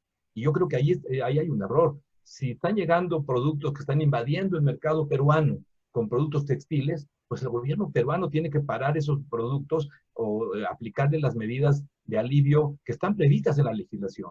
El gobierno peruano puede perfectamente bien aplicar medidas de antisubvenciones o derechos compensatorios, es decir, un tema de dumping, o tomar medidas de salvaguarda, porque están previstos.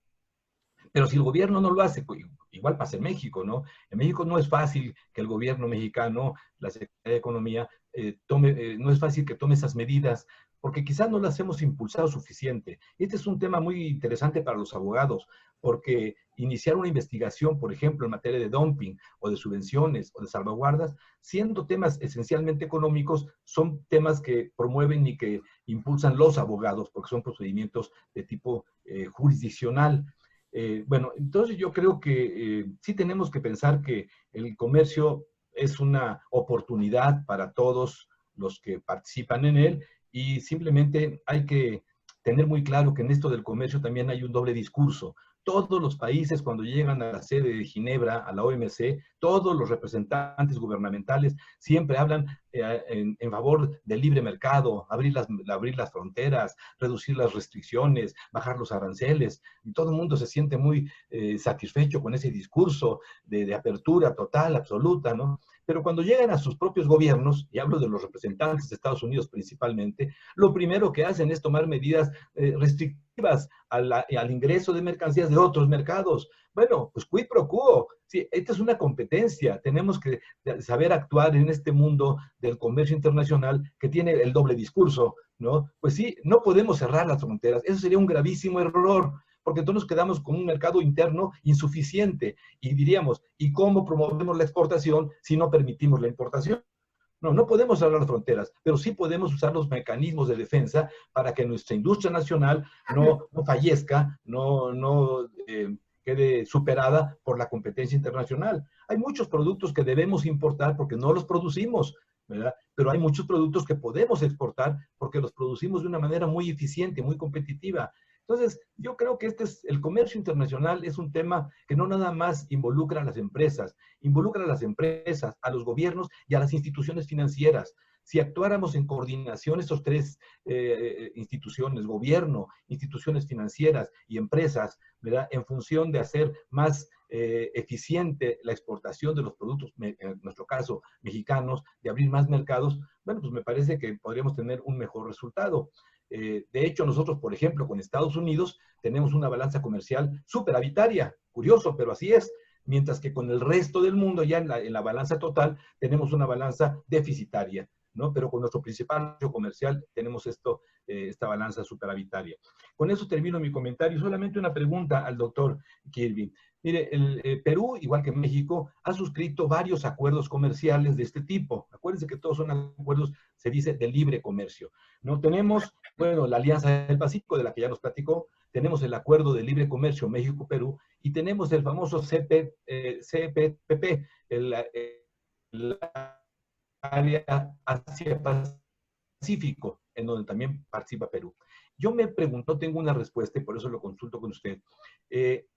si tenemos 3 acuerdos comerciales, y no quise mencionar el Tratado de Montevideo, que también nos involucra, ¿no? El Tratado de Montevideo en el que también estamos todos involucrados. Pero bueno, estos 3 últimos, el libre comercio México-Perú, el área Pacífico, el acuerdo marco, y del que ya nos platicó, y el CPP-TPP-11, ¿no? El área Asia-Pacífico.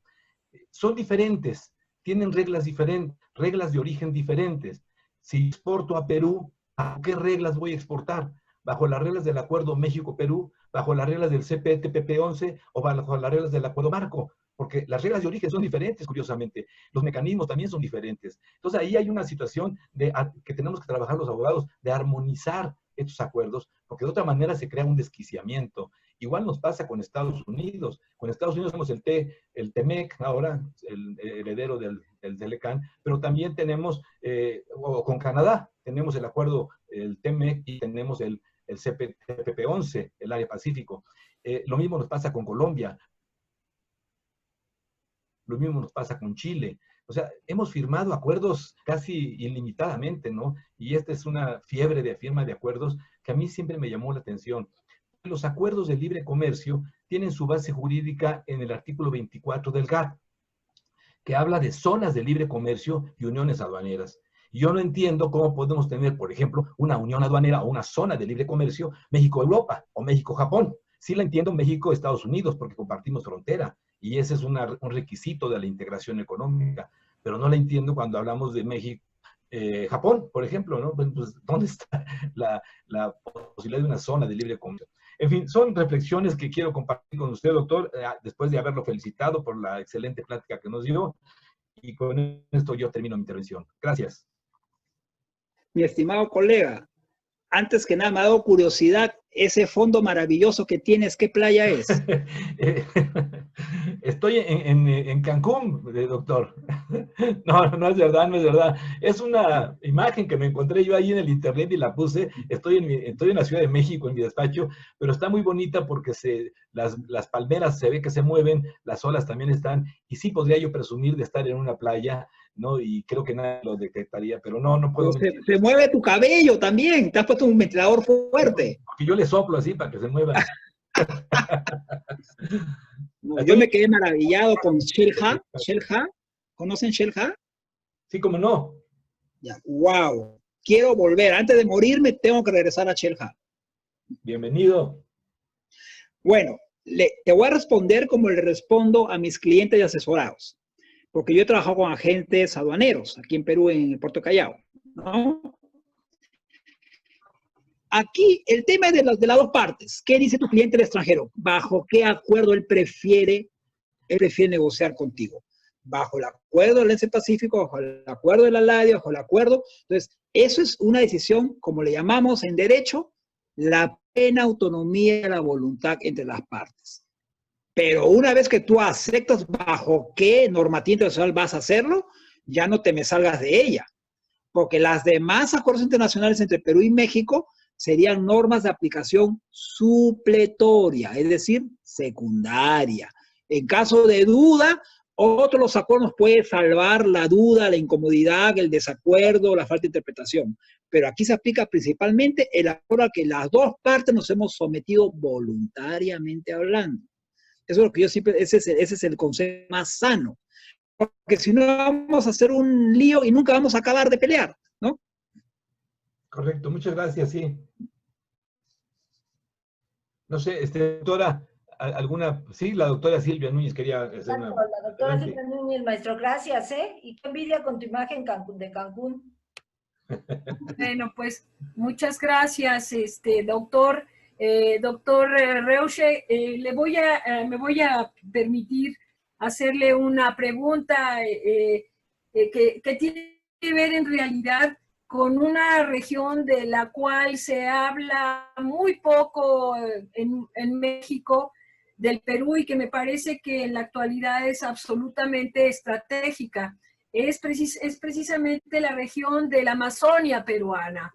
En donde sabemos que no nada más la biodiversidad, me atrevería a decir, del mundo en su conjunto está concentrada, pero también es una región de endemismos de absoluta relevancia para la humanidad, al mismo tiempo de que la densidad de la población es muy pequeña, pero la diversidad de las etnias que viven en esa región del Perú es la diversidad más alta que tiene el Perú. Entonces, en ese sentido, yo quisiera saber, porque entiendo que la pandemia ha sido un fenómeno que ha afectado significativamente a las zonas urbanas y lo que ustedes han estado analizando es también todo el tema del comercio. Pero aunado a esto, entonces la pregunta sería, ¿cuál es el impacto que ha tenido la pandemia en esta región tan absolutamente valiosa que tiene su país? ¿Cómo la han manejado? Y sobre todo, ¿cuál es el horizonte de una región como esta con un valor agregado inmenso en un momento de enormes disyuntivas frente al tema del cambio climático? ¿Y cuáles los escenarios prospectivos precisamente para que esta región, de qué manera se puede o se ha venido integrando al resto de una economía globalizada? Me preocupa mucho este binomio perverso de preservación vis-a-vis explotación. Entonces, creo que es una espléndida oportunidad para que usted nos pueda abrir mucho más el horizonte de la riqueza inconmensurable que tiene su país. Wow, mi estimada colega. Antes que nada, les informo, yo soy magíster nomás, yo no tengo doctorado, soy magíster. ¿Ya? Bueno, para efectos prácticos, dígame Kirby nomás. Silvia, tu pregunta tiene demasiada carga emocional en lo que a mí respecta. Yo he trabajado en la Amazonía. Wow, ¿qué te puedo decir? Pues, bueno, a todos. Como decía un profesor mío de Cataluña, ya, el actual gobernante debe enfrentarse no a un dilema en sus funciones a nivel de gobierno de todo un Estado soberano. El gobernante se enfrenta a un trilema. El trilema es la globalización, le llamó mi profesor. ¿Y por qué le decimos trilema? Pues son 3 decisiones concomitantes en simultáneo. La primera, ¿cómo mantengo el nivel de servicios básicos para mis gobernados, mi población nacional? El segundo, ¿cómo mantengo los niveles y hago crecer mis niveles de comercio e intercambio internacional? Tanto importación como exportación, porque somos países interdependientes. Así no seamos frontera en común, somos interdependientes a nivel global, ¿no? Y a la vez, en simultáneo, además de que hay liberación de ciertos aranceles, hay liberación de cierto flujo, no solo turístico, sino de todo tipo turístico, laboral, etcétera, entre los países, ¿no? Coloquialmente se le dice países, pero la palabra jurídica es Estado soberano, ¿no? Tenemos que mantener también el nivel de soberanía mínimo, un nivel de mínima soberanía dentro de nuestro territorio para que mantengamos justamente nuestra identidad cultural, nuestra economía y todo, ¿no? Entonces, el trilema es cobertura de servicios a la población, comercio internacional y la soberanía. Y el gobernante, sea a nivel de un municipio distrital, un municipio provincial, o un gobierno regional, o un gobierno de todo el Estado peruano, tiene que mantenerlo. Y siempre va a haber lo urgente y lo importante. Hay que tener equilibrio, porque tú sabes que tienes tu horizonte. Ya en Perú tenemos el CEPLAN, es el Centro de Planificación Estatal. Planificarnos no por cada gobierno de turno con un determinado partido político, sino planificarnos de aquí a 50 siguientes años en el futuro, de aquí a 100 años en el futuro. ¿Por qué creen que en Latinoamérica, países como Dinamarca, como Noruega, como Bélgica, como Alemania, hace más de 50 años vinieron y hicieron la reforestación de la sierra y parte de la costa? Porque saben que somos el pulmón del mundo, ¿no? Y le va a dar beneficio en el largo plazo. Bueno, ahora vamos, luego de esta antesala larga, disculpa, vamos a responder en concreto tu pregunta. Lamentablemente, los pueblos amazónicos, ante esa reacción de la globalización, han reaccionado con un nacionalismo extremo. ¿Qué hicieron los pueblos amazónicos y de la serranía? Cerraron sus accesos. Cerraron incluso en modo violento, con lanzas, con flechas, con cerbatanas. Nadie me entra ni nadie sale. Se quedaron en aislamiento voluntario, porque sabían que los que son nativos no contactados o en primera fase de contactación con el mundo occidental, el mundo occidental somos nosotros. Con independencia de nuestro color de piel, con independencia de nuestra lengua, somos de pensamiento al 90% occidental, venido desde España y Europa, ¿no? Entonces, ellos ven que somos el agente que va a traerles el coronavirus a su tribu.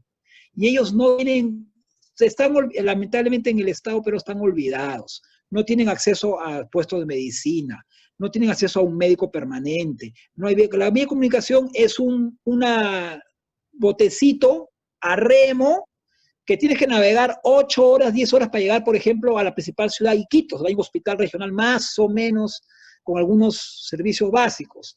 Esos pueblos están abandonados a su suerte. Y es muy triste decirlo.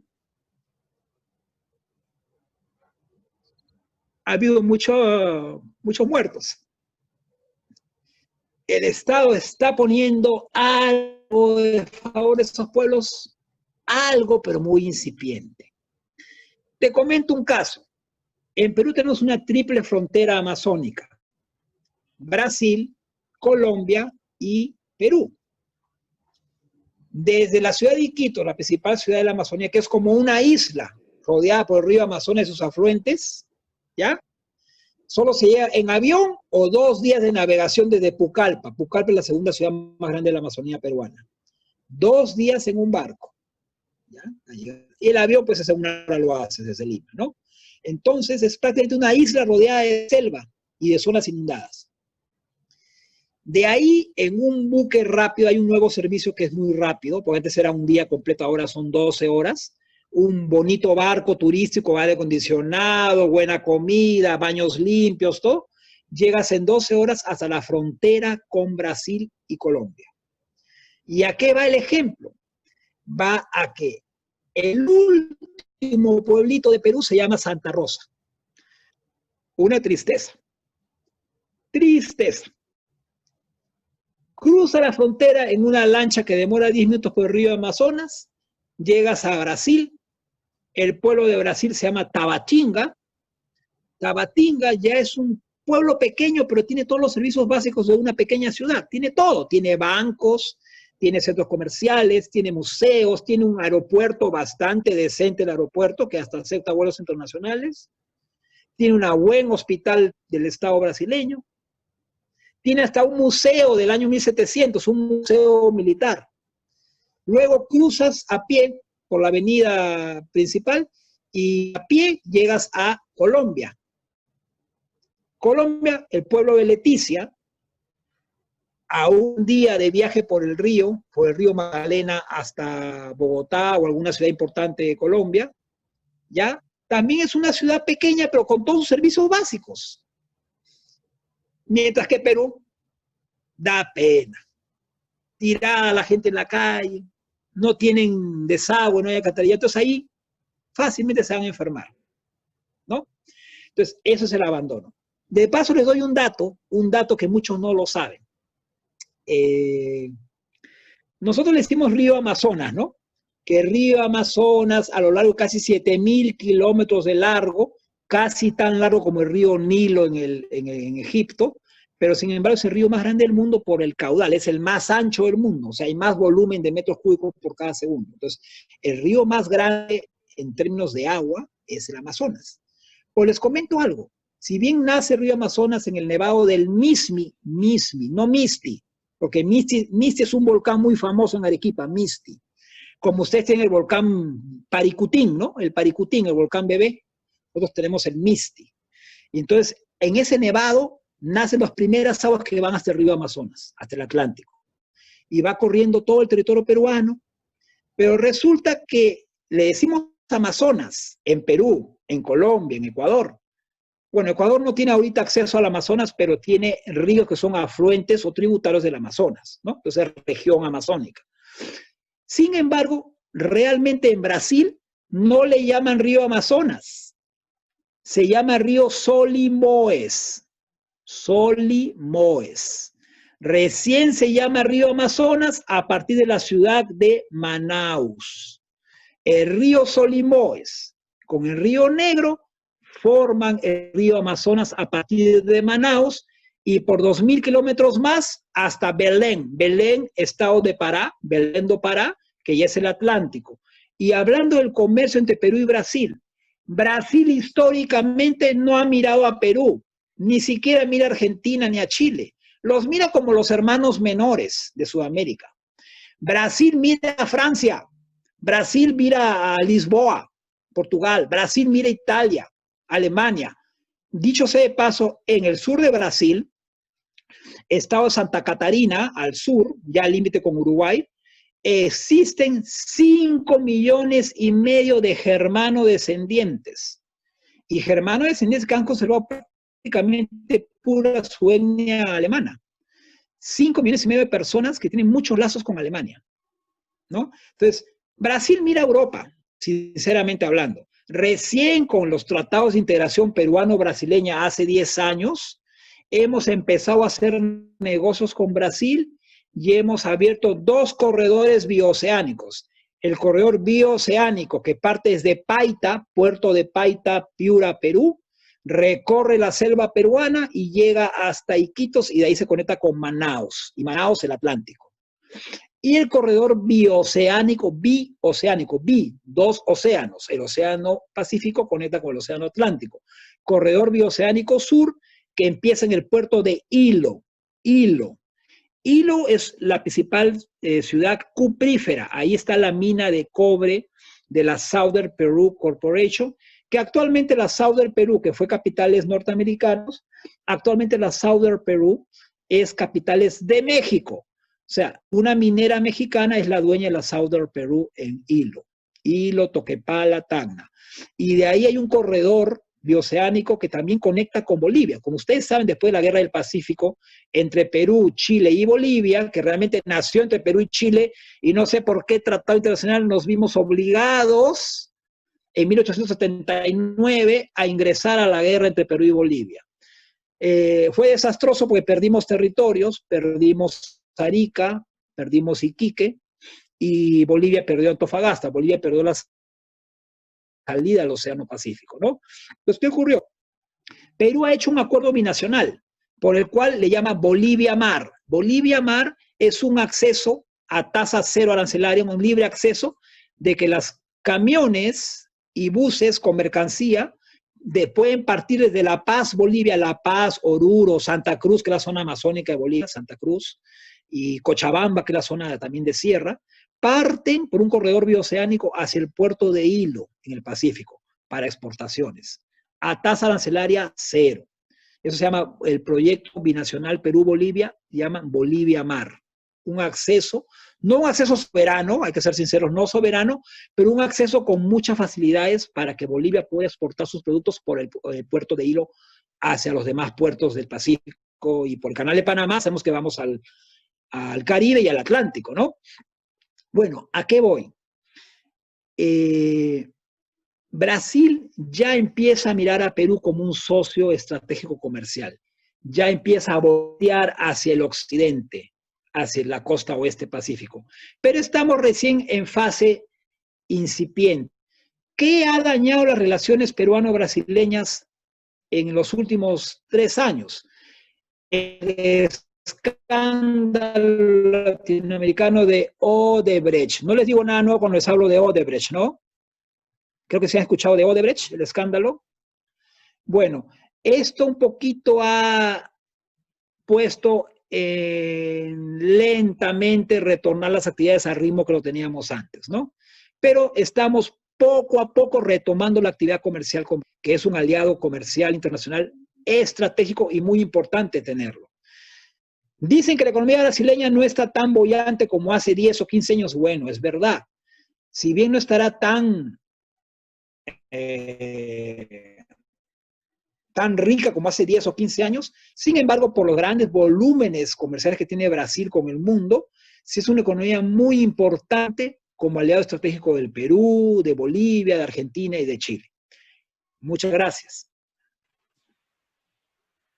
Muy bien, pues muchas gracias, doña Silvia. Muchas gracias, querido maestro, doctor Ruperto.